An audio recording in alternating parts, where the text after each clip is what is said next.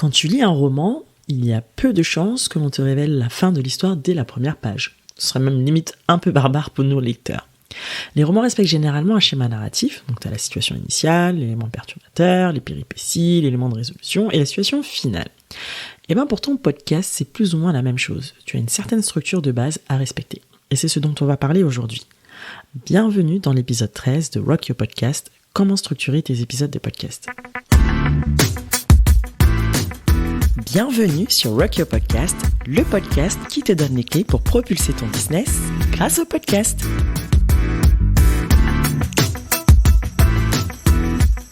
Je m'appelle Mariama, je suis consultante et formatrice en podcasting. J'accompagne les entrepreneurs en ligne dans la création et le développement de leur podcast. Ma mission est de te donner les clés pour utiliser la puissance du podcast pour renforcer ta position d'experte, partager ton message auprès de ton audience avec plus d'impact et faire décoller tes ventes. Ne t'inquiète pas, rien de bien compliqué. Je te partage mes conseils de manière très simple et pratique en à peine 10 minutes, temps pour toi de prendre ton petit café. Je te donne donc rendez-vous ici tous les mardis. Tu me retrouveras parfois accompagné d'une invitée pour avoir les meilleures astuces pour lancer un podcast au service de ton business. Pour ne rater aucun nouvel épisode, abonne-toi gratuitement à Rock Your Podcast sur ta plateforme d'écoute préférée.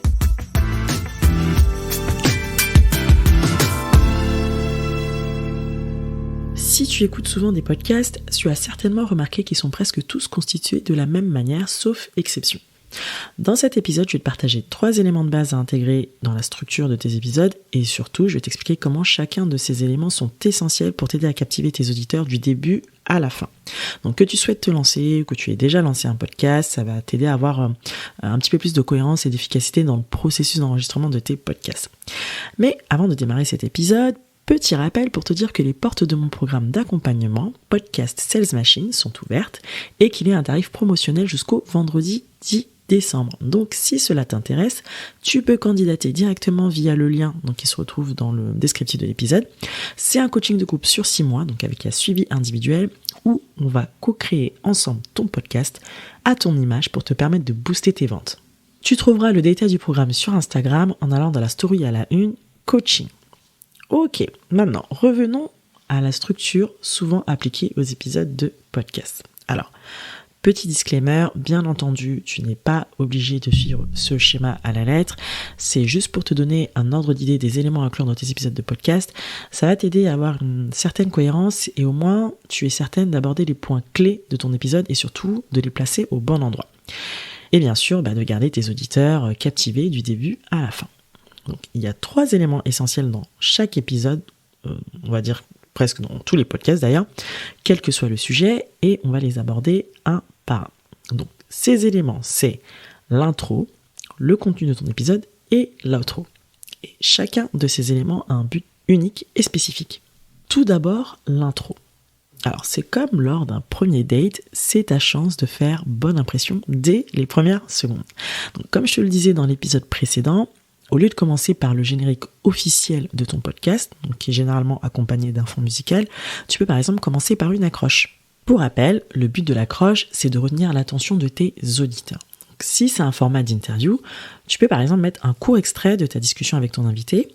Si c'est un épisode solo, ça peut être par exemple les points clés de ton épisode pour inciter les auditeurs à prolonger l'écoute. Tu peux aussi démarrer avec une question qui aura pour but d'intriguer ton auditeur. Donc, idéalement, cette intro, il faut qu'elle soit brève.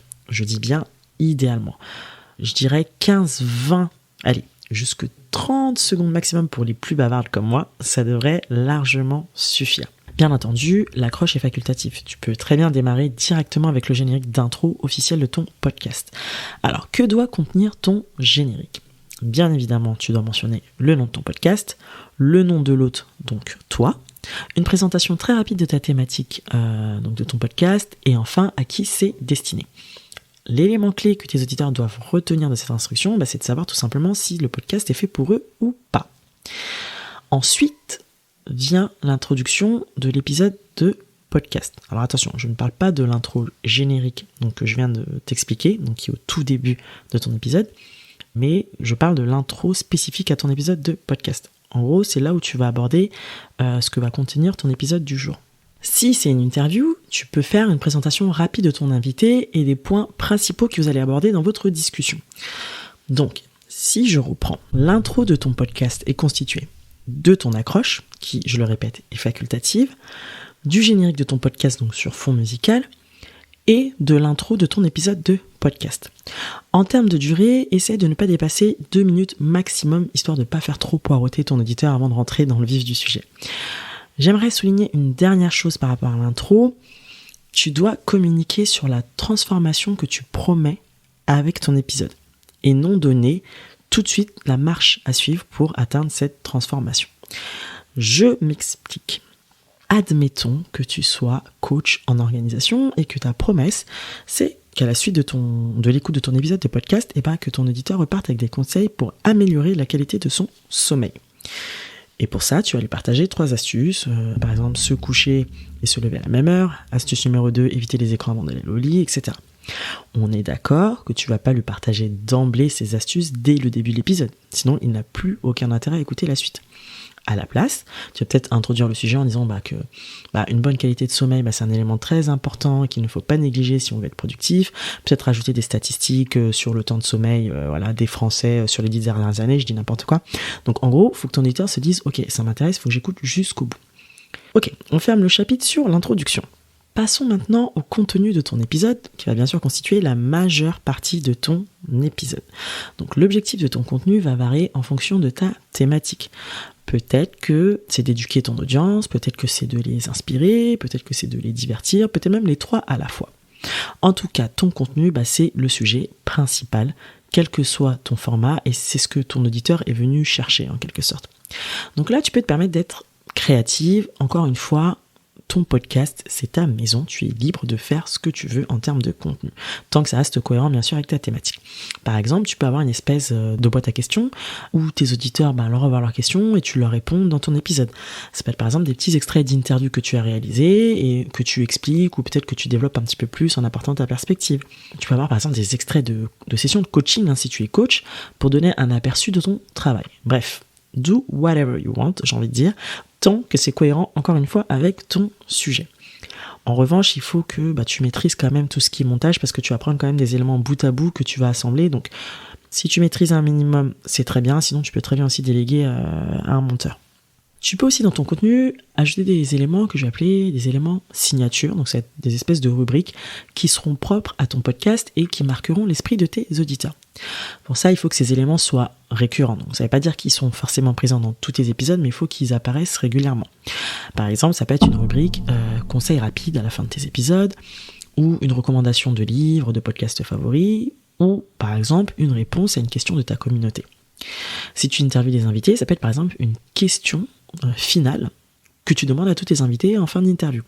Par exemple, moi dans mon podcast Mommy Rock, la dernière question que je pose toujours à mes invités, et je conclue toujours cette interview avec cette question, c'est c'est quoi pour toi la définition du maman qui déchire ? Donc ça marque un petit peu la signature, on va dire, de ton podcast. Bien sûr, ça reste des recommandations, tu n'es pas obligé d'intégrer toutes ces options dans tes épisodes. Tu peux peut-être en essayer 2 ou 3, voir si ça te plaît et réitérer l'exercice. Ok, une fois le contenu terminé, il est temps de conclure. Sache que ta conclusion est également une partie importante de ton épisode. Donc si ton podcast consiste par exemple à éduquer, informer tes auditeurs, tu peux par exemple récapituler avec les points principaux à retenir de l'épisode. Si tu interviews quelqu'un, c'est de demander à ton invité comment les auditeurs peuvent rester en contact avec lui ou elle et lui donner la possibilité de partager ses actus, de partager son compte, ses comptes de réseaux sociaux, son site internet, etc. Alors bien sûr, récapituler ton épisode, ça dépendra de ton format. Si tu as un podcast type table ronde ou narratif, ça n'a peut-être pas de sens. Une fois que tu as conclu ton épisode, vient l'outro. Alors c'est en quelque sorte ton générique de fin, avec un fond musical. Certains podcasteurs utilisent la même pour tout leur épisode, d'autres la personnalisent. Moi, mon conseil, ce serait d'enregistrer 3-4 versions d'outro pour tes épisodes et de les alterner. Pourquoi ? Parce que l'objectif de l'outro, c'est d'encourager tes auditeurs de passer à l'action. Et je recommande de ne pas mettre plus de 2 appels à l'action à la fois, sinon tu risques de perdre tes auditeurs. Si tu leur demandes de faire trop d'actions à la fois, au final, ils risquent de n'en faire aucune. Donc, ces appels à l'action, bien sûr, il faut qu'ils soient cohérents par rapport à tes objectifs du moment. Par exemple, si c'est pour gagner en visibilité, tu peux leur demander de s'abonner à ton podcast sur leur plateforme d'écoute préférée, de te laisser un avis sur Apple Podcast. Si c'est pour développer ta liste email, tu peux leur demander par exemple de rejoindre ton challenge ou de télécharger ton freebie. Si c'est pour promouvoir ton offre, c'est de les inviter à réserver un appel découverte avec toi. Donc il faut que tu t'assures que ces infos que tu communiques dans ton outro soient toujours à jour. Parce que tu as des nouveaux auditeurs qui vont te découvrir des mois après la diffusion de ces épisodes. Donc si tu mentionnes dans ces épisodes-là un freebie qui n'existe plus ou une offre qui n'est plus à jour, c'est pas top. Donc pense à les mettre régulièrement à jour et à les alterner.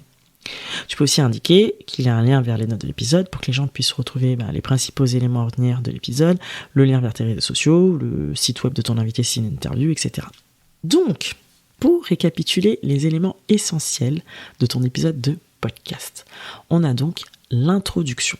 Donc tu peux commencer par une accroche, donc un espèce de teaser rapide, ou un extrait de ton interview avec ton invité, donc dans le but d'attirer la curiosité de tes auditeurs dès les premières secondes. Sinon, tu peux tout aussi bien démarrer avec le générique officiel de ton podcast, donc qui reste la même pour chaque épisode, sur un fond musical et qui comprend les informations clés sur qui tu es et sur le sujet de ton podcast. Ensuite, tu as l'intro, donc l'intro spécifique de ton épisode du jour, où tu vas faire une rapide présentation de ton invité ou du sujet de ton épisode. Donc tout cela ne doit pas dépasser 2 minutes maximum, voire même moins. Ensuite, le contenu central de ton épisode, donc qui a pour but soit de divertir, soit d'éduquer, soit d'inspirer, soit les trois, comme je te disais. Tu peux y intégrer aussi dans ce contenu des éléments signature, donc ces éléments qui vont revenir régulièrement dans plusieurs épisodes, mais pas forcément dans tous tes épisodes de podcast. Ensuite, tu vas terminer par la conclusion. Donc si ton podcast repose sur ton partage d'expertise, tu peux faire un rapide récapitulatif. Si c'est l'interview, tu peux demander à ton invité de partager ses actus et là où on peut le retrouver en ligne. Puis tu termines par une outro, donc généralement sur un fond musical, où tu indiques à tes auditeurs où ils peuvent retrouver les notes de l'émission et en savoir un petit peu plus.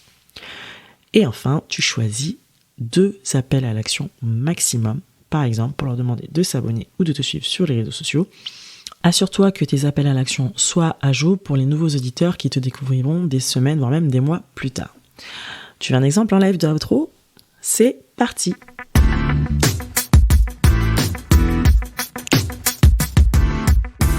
Merci pour ton écoute. Pour suivre mes actualités et conseils, je t'invite à me rejoindre sur mon compte Instagram Rock Your Podcast. Tu trouveras le lien dans le descriptif de l'épisode. Enfin, j'ai une faveur à te demander. Mon appel à l'action du jour, comme je te le partageais à l'instant, c'est de me laisser un super avis 5 étoiles sur Apple Podcast.